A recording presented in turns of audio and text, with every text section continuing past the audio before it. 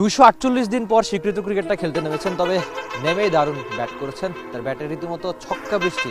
সাবির ভাই, নিজে কতটা খুশি এই ইনিংসটা নিয়ে? যদিও আপনাদের দল হেরেছে, কিন্তু আপনার ব্যাটে অনেকদিন পর রান দেখেছে। খুশি তো অবশ্যই, একটা ভালো রান করেছি। তার চেয়ে বড় বিষয়, আমার পিছিয়ে ব্যাকগ্রাউন্ড অনেকজন দোয়া করেছে, কষ্ট করেছে আমার সাথে।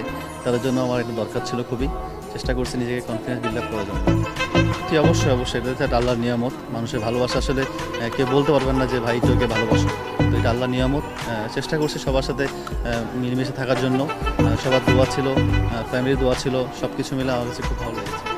আপনি আগে পরে অনেকবার শিরোনামে এসেছেন ক্রিকেটের বাইরের নানা কারণে, তো এখন মনে হচ্ছে কিনা যে সাব্বিরের যাবতীয় মনোযোগ মাঠের ক্রিকেটেই থাকুক, ভালো পারফরমেন্স করুক, অসংখ্য মানুষের ভালোবাসা তার জন্য অপেক্ষা করছে? না, আগেও ছিল, এখনও আছে। আসলে মানুষের সবার কাছে সবার সময় ভালো না হতে পারে, কারো হতে পারে পছন্দ, কারো অপছন্দ হতে পারে। হতে পারে কিছু জিনিসে হয়তো